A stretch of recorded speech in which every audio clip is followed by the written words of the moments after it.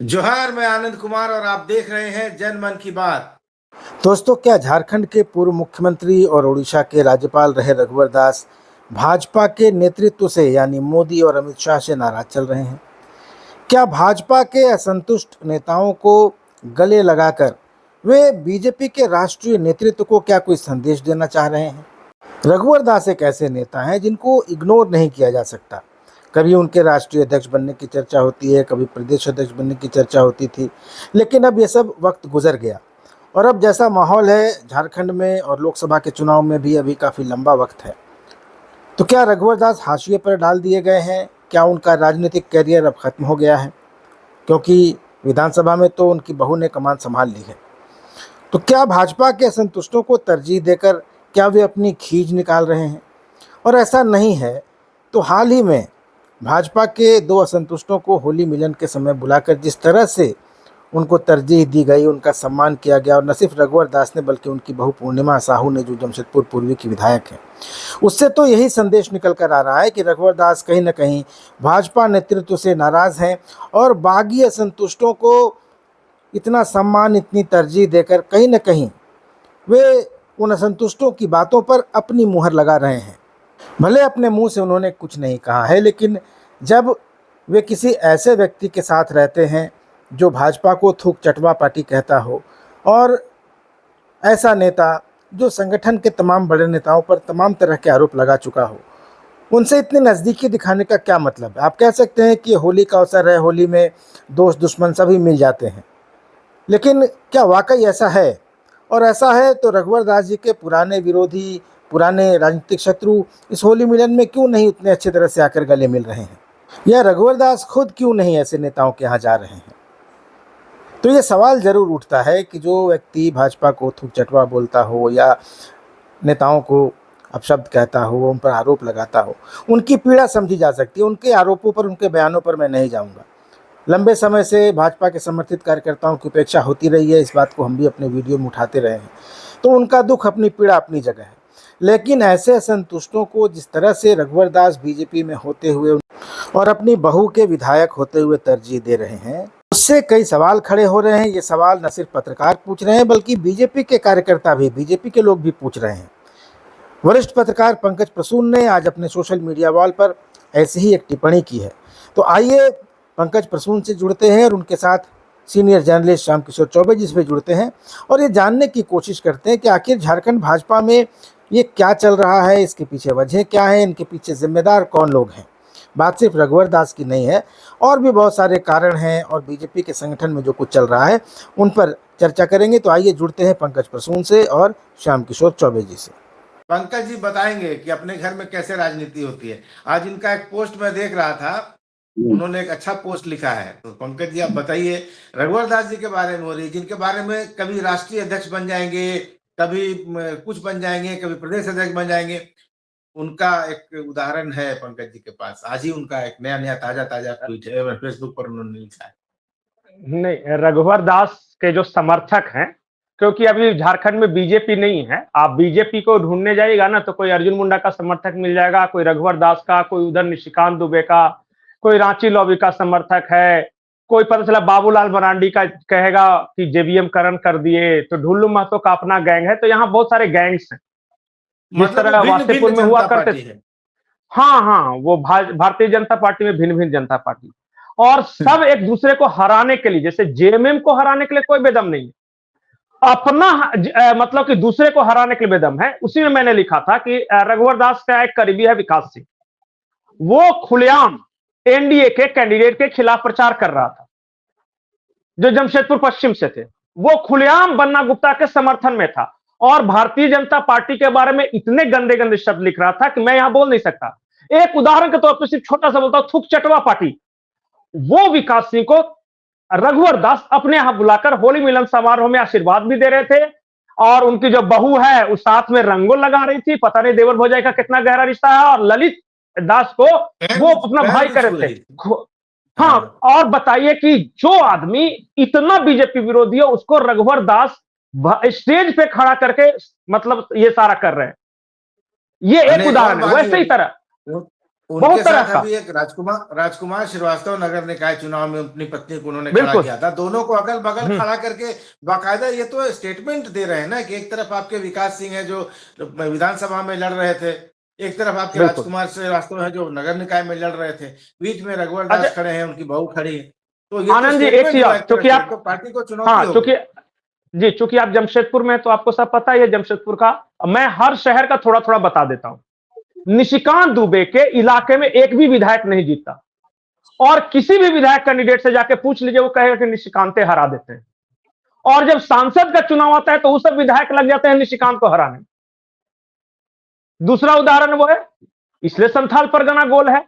कोल्हान में तो इतना मुख्यमंत्री है, इतना प्रदेश अध्यक्ष है कि गिनती गिनते गिनते मैं थक जाता हूं। मधु कोड़ा, तो चंपई सोरेन, तो अर्जुन मुंडा, रघुवर दास, जीरो सीट आता है। तो क्यों? राजधानी में रहते हैं, आप राजधानी में रहते हैं, तो अगर निकलते होंगे तो शायद एक आध कारकेड दिखता होगा। हम लोग तो आधे घंटे के लिए बिल्कुल। निकलते हैं तो केवल पूर्व मुख्यमंत्रियों का कारकेड ही दिखाई देता है। जमशेदपुर में सोचिए, और वहां जीरो सीट आता है। कारण, सब एक दूसरे को हराने के लिए। रघुवर दास अर्जुन मुंडा को हरा देना है, अर्जुन मुंडा रघुवर दास को हरा देना है। मधु कोड़ा का दुश्मन अर्जुन मुंडा है, सरयू राय की अपनी दुश्मनी है, चंपई सोरेन अपना बागी खड़ा कर रहा है। अब बताइए, पार्टी है, सिंबल सबका वही कमल निशान है, लेकिन एक पार्टी है क्या ये? और नहीं, कमल में सबसे बड़ी बात है, होती। हाँ, और सबसे बड़ी बात पता है कि रांची में जो पार्टी चलाने के लिए जिसको दिया था, उनकी औकात नहीं है। और मैं इस शब्द का इस्तेमाल कर रहा हूं कि इन सारे बड़े नेताओं को बोल सके। आपको लगता है कि निशिकांत दुबे को कोई डिक्टेट कर सकेगा, या रघुवर दास को, या अर्जुन मुंडा को, इवन मधु कोड़ा को, या बहुत सारे इस तरह कोई बता सकता है इन लोगों को, या ढुल्लू महतो को? आजकल तो ढुल्लू महतो का भी डायरेक्ट कॉन्टैक्ट है अमित शाह के साथ। तो कैसे चलेगा ये, आप बताइए। मैं हर शहर में बता सकता हूं। मैंने संथाल कोल्हान का उदाहरण दिया, आप जाके पलामू में पता कर लीजिए, आप जाके धनबाद में पता कर लीजिए। हर बीजेपी के ऑफिशियल कैंडिडेट के खिलाफ एक बीजेपी का बड़ा नेता बाहें चढ़ा के तैयार है कि इस बार जीत के दिखा दो। और आपको लगता है कि सब मिलके जेएमएम को हराएंगे? पहले आपस में फैसला हो जाए ना कि कौन बड़ा है। और पार्टी लाइन से इतर जा खुलेआम करते हैं, जैसे कि एक होता है पर्दे से दबा छुपा विरोध, और यहां तो विरोध एकदम खुलेआम है, ऑन स्टेज है। और मैं अगर लिस्ट गिनाना शुरू करूं ना कि कौन किस कैंडिडेट बीजेपी के खिलाफ कौन काम कर रहा था, तो पन्ना भर जाएगा। और अब नोटिस वापस ले रहे हैं दे के सबको कि जो जीत गया वो मेरा, जो हार गया वो उसके बारे में हम नहीं जानते कि कौन है। ये नीति है इनकी। कड़वा कड़वा थू। बिल्कुल यही हो ही रहा है ना, जो हार गया वो तो मेरा नहीं था जी। इस बार तो पार्टी लाइन पे चुनाव नहीं था। आप कैसे कह सकते हैं पंकज बाबू कि वो हमारा कैंडिडेट हार गया? आप बीजेपी विरोधी आदमी हो। और जो बागी जीत गया वो तो बीजेपी के वैचारिक परिवार का सदस्य था। आप कैसे कह सकते हैं कि वो हमारा नहीं? मैंने जीत गया वो मेरा है। और जो इनका घोषित किया वो कैंडिडेट भी हार गया, वो तो पार्टी लाइन पे हुआ ही नहीं था।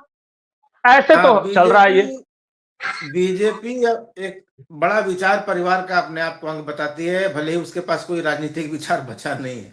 चौबे सर से जानना चाहेंगे, बड़े लंबे समय से झारखंड की राजनीति को कवर कर रहे हैं, जब झारखंड नहीं बना था तब से कर रहे हैं, इतनी चीजें देख चुके हैं कि 3 किताबें 4 किताबें इन्होंने लिख दी हैं। क्या आपको लगता है कि आप जब से बीजेपी को देख रहे हैं, जब से ये एकीकृत बिहार हुआ करता था, अब तब से लेकर अब तक क्या परिवर्तन आया है? और जिस तरह से भाजपा सत्ता से बेदखल हुई है, क्या आपको लगता है कि निकट भविष्य में कोई आसार दिखाई दे रहे हैं, कोई ऐसी संभावना बन रही है कि भाजपा दोबारा सत्ता में आएगी? या हेमंत सोरेन लगातार जिस तरह से मजबूत हो रहे हैं, उन्होंने एक तरह से अप्रासंगिक कर दिया बीजेपी को? नहीं, अप्रासंगिक तो नहीं किया है, ऐसा नहीं कहा जा सकता है कि अप्रासंगिक कर दिया है।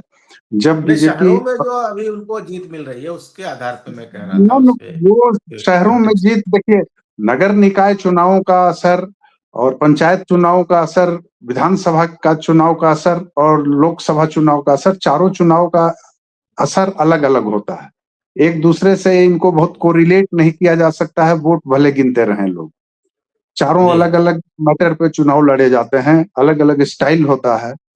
तो इसमें बीजेपी को अप्रासंगिक कैसे कर सकते हैं? जब प्रासंगिक थी तब तो 18 सीट लाई थी, 2009 में लाई थी। यही बीजेपी 2009 में 18 सीट लाई थी। अभी तो 21 सीट आई, 3 ज्यादा है।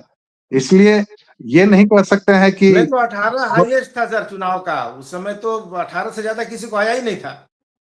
नहीं आया था अलग बात है, लेकिन इनका भी 18 था ना, 18 से ऊपर हाँ नहीं ना, हाँ 18 से ऊपर नहीं था। हाँ। तो अब 21 लाए हैं। रही बात राजनीति में अभी लंबा टाइम है, 2029 में अब चुनाव होगा ना, सब कुछ मतलब बहुत बिगड़ते बिगड़ते भी एकदम से कहिए कि कोई एकदम से विपरीत परिस्थितियां न आ जाएं, तो 2029 में ही अब जो कुछ होना है, तब तक संभावनाएं हैं।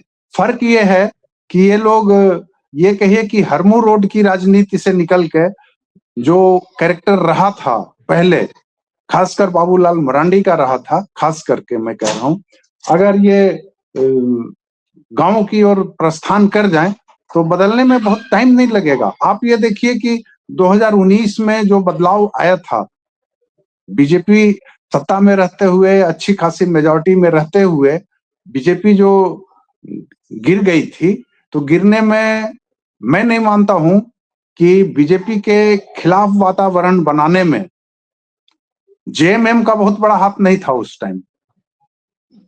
उस समय बाबूलाल जेवीएम का बहुत बड़ा हाथ था। मतलब उन 5 सालों में 2014 से 2019 तक वही बाबूलाल मरांडी हैं जो गांव-गांव घूमे और उन्होंने बातें कही और बड़ा तार्किक ढंग से कही थी। और संयोग से, मतलब उसको तो संयोग ही कहेंगे कि तत्कालीन सरकार कुछ-कुछ ऐसे कुछ विधेयक ले आई, कुछ अध्यादेश ले आई और कुछ विचार ले आई जगह पे, सार्वजनिक तौर पे, कि उसको कहिए मटिया मेट हो जाना पड़ा। तो अभी चांस है, राजनीति में चांस जाता नहीं है ना। यही बीजेपी थी, कभी 2 सीट लाई थी ना, और 303 भी लाई, तो उसको नहीं करके लाई ना।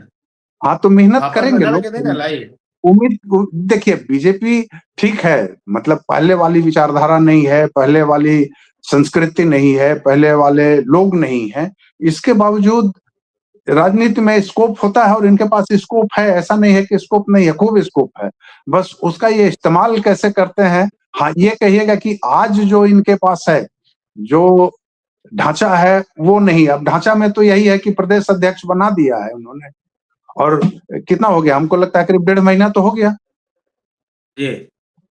तो मतलब पुराने ढांचे पे चल रहे हैं प्रदेश अध्यक्ष। उसके पहले बाबूलाल मरांडी भी उसके भी पहले वाले ढांचे पे वो चलते रहे। तो उस ढांचे में ये लोग क्यों नहीं बदलाव कर पा रहे हैं, नहीं ला रहे हैं, समस्या ये है। आपने अध्यक्ष बना है तो अध्यक्ष को थोड़ी ताकत भी दीजिए, तो मेरे ख्याल से बात बनेगी। ऐसा नहीं है कि बात नहीं बनेगी। ये कहीं हाँ जी, आखिरी लाइन में बोल रहा हूं कि सबसे अच्छा शब्द जो इस्तेमाल किया चौबे जी ने, हरमू रोड की राजनीति छोड़ के, अगर झारखंड की राजनीति शुरू करे तो तुरंत बदल सकता है। अब हरमू रोड की राजनीति बड़ी इंटरेस्टिंग है। हरमू रोड में भी आपस में एक दूसरे में जूतम पै जा रहे हैं। यहाँ पे आपको पता नहीं होगा, तो बहुत सारा मोहल्ला है ना, सहजानंद चौक है, शिवगंज है, किशोरगंज है, पुरानी रांची है, सबके अपना अपना नेता है। हाँ, अच्छा, एक बार आपको पता है कि नहीं, बहुत मैं एक फैक्चुअल बात बता रहा हूं। पहले बीजेपी का कोई प्रदेश अध्यक्ष बनता था तो उसको एक राइट्स दिया जाता था कि अपनी टीम बना सकते हो, अपने आधार पे कार्यक्रम तय कर सकते हो, आप उस राज्य में अपनी पार्टी को मजबूत कर सकते हो। पिछले 2 बार से तो मैं बहुत क्लोजली देख रहा हूं बाबूलाल मरांडी और आदित्य साहू को, इनको अपनी टीम बनाने का अधिकार नहीं है। बाबूलाल मरांडी ने एक बार बीजेपी के आला कमान से, अब जो भी उनके ऊपर रहे होंगे, उनको यह कहा कि मैं यात्रा करना चाहता हूं झारखंड में। वो यात्रा का परमिशन ही नहीं मिला, क्योंकि कोई एक और गुट था, बोल रहे काहे के लिए यात्रा कराएंगे खाली, तो उससे बढ़िया अपने कार्यकर्ताओं की मीटिंग करा लेते हैं आपस में। तो जब प्रदेश, अच्छा, कैंडिडेट सिलेक्शन में प्रदेश अध्यक्ष ही नहीं चलती, आपको सुन के आश्चर्य होगा। आपने यूपी वाला सुना ना, कि जो लिस्ट भेजा था योगी जी ने, ऊपर से कट होके आ गया, तो झारखंड में और बड़ा कट लग के आया था। पिछले विधानसभा चुनाव में जिन लोगों का नाम प्रदेश अध्यक्ष की ओर से रिकमेंड किया गया था, उनमें से बहुत का कट गया टिकट और दूसरे को दिया गया, और उनमें से सब हार गए। जैसे मैं उदाहरण के तौर पे आपको बता रहा हूं कि गुमला में सुदर्शन भगत का नाम नहीं भेजा गया था, यह कहीं और से आया था। वो विरंची नारायण के बारे में रिपोर्ट जो गई थी, ग्राउंड रिपोर्ट, वो सही नहीं थी। परिंदा सिंह को मिलना था, ये प्रदेश अध्यक्ष का रिकमेंडेशन था, लेकिन नहीं मिला। और ऐसे ऐसे 17 ऐसी सीटें थी जो कि रिकमेंडेशन था कुछ और, मिला किसी और को, और उन 17 में से 16 हार गए। ऐसे में कोई प्रदेश अध्यक्ष बनेगा तो क्या कर लेगा? आदित्य साहू को पूछिए जाके कि क्या वो अपनी टीम बना सकते हैं? नहीं बना सकते। तो प्रदेश अध्यक्ष को क्या दोष देना भाई? अब वो देख रहा है कि भाई पार्टी की इज्जत भी बचानी है, उसी सांचे में काम भी करना है। ये रिपोर्ट तैयार करते रहते हैं, क्लर्कियल जॉब है ऊपर भेजने के लिए। अब बैठक तो ऐसा है कि आदमी जितना जनता के बीच नहीं प्रचार करता, उससे ज्यादा बैठक करता है। पता नहीं कौन सा रॉकेट साइंस का फॉर्मूला बना रहे हैं कि तय ही नहीं हो पा रहा है बैठक में। एक बात और मैं कहूंगा, रिमार्केबल है मेरी समझ से, कि पिछले 10 वर्षों में देख लीजिए, 11 वर्षों में बीजेपी, मतलब शायद ही कोई दिन होगा जिस दिन बीजेपी के इस हरमू रोड कार्यालय में प्रेस कॉन्फ्रेंस न हुई हो, शायद ही कोई दिन होगा। और अलग अलग लोग करते हैं और हर स्ट्रेचर के लोग करते हैं। कितने, मतलब 10 वर्ष से कर रहे हैं, हाँ, नौकरी टाइप से कर रहे हैं। नहीं, डेली कितने लोग करना पड़ता है, करते हैं ना, या डेली कितने लोग करते रहे हैं। इस हिसाब से अब जेएमएम में देखिए 2 बंदे मैक्सिमम एक बार करते हैं, मतलब ये विनोद पांडे कभी कभी आते हैं, बाकी टाइम तो अपना वो सुप्रियो भट्टाचार्य करते रहते हैं। तो वैसी स्थिति में वो लोग मिलके इनको पानी पिलाए हुए हैं। तो ये जो प्रदेश अध्यक्ष हैं, खास करके दीपक प्रकाश के जमाने से प्रदेश अध्यक्ष प्राय हर दिन मतलब क्या कहे, हर दिन प्राय मैं शब्द जोड़ रहा हूं, जब मौका मिलता हफ्ता में 1 दिन 2 दिन 3 दिन प्रेस ब्रीफिंग करने बैठ जाते हैं। यार आप संगठन संभालिए, प्रेस वक्तव्य देने दीजिए और लोगों को प्रेस कॉन्फ्रेंस करने दीजिए, तो ज्यादा अच्छा रहेगा मेरी समझ से। वैसे तो पार्टी उनकी है, वो जो चाहे सो करें, और उन लोगों की मैं मानता हूं, हम लोग चाहे जितना आपस में, एक गलत शब्द का मैं इस्तेमाल कर रहा हूं कि आपस में हम लोग चाहे जितना बकलोली कर लें, लेकिन पार्टी और राजनीति की समझ उनके पास वास्तव में ज्यादा होती है, क्योंकि वो उसी में सोते जागते ओढ़ते बिछाते खाते पीते सब हैं। लेकिन करना चाहिए वैसा, और मेरी समझ से ये बहुत अच्छा ट्रेंड नहीं है। एक राज्य है और बढ़िया राज्य है, छोटा है लेकिन बढ़िया राज्य है, और इस पे सबकी नजर रहती है। सबकी नजर रहती है, पर भाजपा की ही नजर अपने यहाँ भाजपा पे नहीं रहती है ना। भाजपा की नजर नहीं है, वो बाई चांस है, और जब चाहेगी तब नजर बना लेगी, उसमें कोई दिक्कत नहीं है। जो प्रदेश पर हम लोग बात कर रहे हैं, अब एक आखिरी जो एक ऐसा व्यक्ति या एक ऐसी कुर्सी है जिस पर आजकल खूब बात होती है, हम लोगों ने तो प्रदेश अध्यक्ष से लेकर मोदी जी तक सब बात कर ली। एक पद है संगठन मंत्री का झारखंड में। रंजन पटेल, प्रसन्न मिश्रा थे, हृदय नारायण सिंह थे, राजेंद्र सिंह थे, धर्मपाल थे, लेकिन अभी वाले के बारे में तो छोटा मोटा कार्यकर्ता तक आरोप लगा दे रहा है। तो ये जो संगठन महामंत्रियों का रोल होता है, उसमें क्या गिरावट आई है? पहले मान लीजिए कि कभी हृदयनाथ सिंह का मधु कोड़ा से झगड़ा हुआ, तो उन्होंने मधु कोड़ा का टिकट काटा, मधु कोड़ा निर्दलीय जीत गए, मुख्यमंत्री बन गए, किस्मत में था।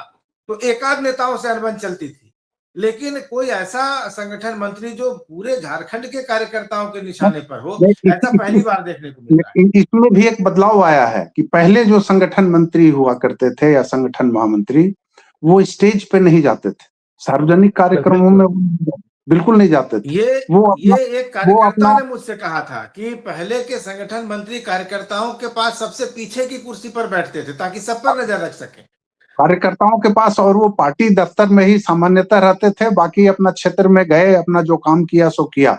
ये सार्वजनिक मंचों पर भी अब भाजपा के संगठन मंत्री महामंत्री पहले तो जाते ही नहीं थे। पहले जाते ही नहीं थे। ये बड़ा बदलाव आया है, और इस बदलाव का असर तो देखने को मिल रहा है।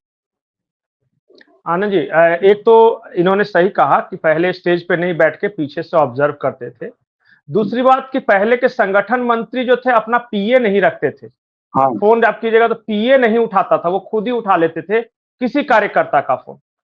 और उनका काम ये था कि कार्यकर्ताओं से अधिक संवाद करके जो संगठन में छोटा छिटपुट जो नट बोल्ट जो ढीला रहता है तो उसको टाइट किए हुए रहना, सब कुछ ठीक ठाक।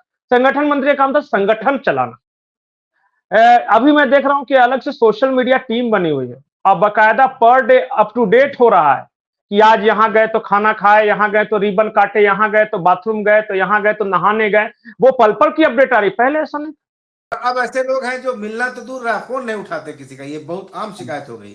बहुत आम शिकायत। बिल्कुल। और जानते हैं, अगर किसी पत्रकार ने गलती से, जिसमें मैं भी शामिल हूं, आलोचनात्मक कुछ लिख दिया तो बकायदा सोशल मीडिया टीम को प्रेशराइज किया जाता है कि उसके खिलाफ ट्रोल करो, तुम लोग किस लिए पाल के रखे तुम लोगों को।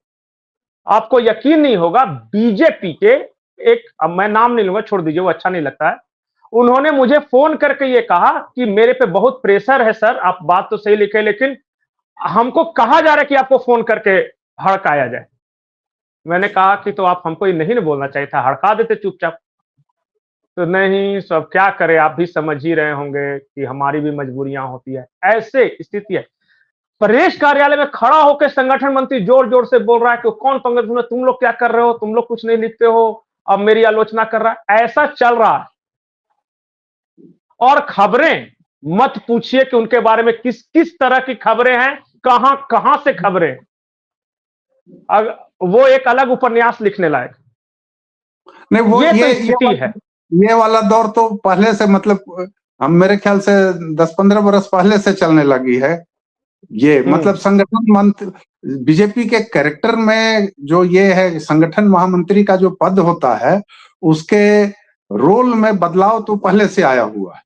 मतलब एक सज्जन का मैं बताऊं कि यहाँ से तत्कालीन प्रदेश अध्यक्ष और बाकी लोगों ने दिल्ली तक बहुत लिखा था, बहुत कुछ लिखा था। वो मेरे पास शायद वो लिखा था, उसकी कॉपी भी मेरे पास पड़ी होगी शायद कहीं, लेकिन कहाँ कुछ हुआ। उनको तो फिर आराम से टिकट उकट दिया गया, लड़े, हालांकि हार गए बेचारे। तो है, चलिए कोई बात नहीं। राजेंद्र बाबू के बारे में शायद बात कर रहे होंगे, मुझे जहां तक शक है, वो हुआ था उस वक्त बहुत कुछ। हाँ, तो चलिए, ठीक है सर, लेकिन जो चल रहा है वो यही है। हाँ, तो यही तो राजनीति का यही ट्रेंड है, चलने दिया जाए। हम लोग आपस में जो करना है कहते रहे, असर पड़े चाहे न पड़े। हाँ, तो भाई आप जो करेंगे उस पर, उसकी चर्चा तो होगी ना, तो चर्चा हम लोग कर रहे हैं, बाकी जनता भी अपने हिसाब से चीजों को देखती समझती है। और मुझे लगता है कि ये चर्चा सार्थक रही, बहुत अच्छी रही। पंकज जी की जो बेबाक जो टिप्पणियां रहती है उस पर बहुत सारे फोन कॉल भी आते हैं और यूट्यूब पर मैसेजेस भी बहुत आते हैं। तो मुझे लगता है कि ये भी एक अच्छा है। और चौबे सर के पास गहराई है, काफी लंबी उनकी यात्रा रही है पत्रकार के रूप में, तो उनकी एक सारगर्भित टिप्पणियां भी हैं उनके लिए। तो हमारे दोनों एक्सपर्ट्स को धन्यवाद करते हुए, पंकज जी को और शांति जो चौबे सर को, मैं इस वीडियो को यहीं खत्म करता हूं। वीडियो अच्छा लगा हो तो इसको लाइक करिए, ज्यादा से ज्यादा लोगों तक शेयर कीजिए, और चैनल को सब्सक्राइब अभी तक नहीं किया तो जरूर कर लीजिए। धन्यवाद, नमस्कार।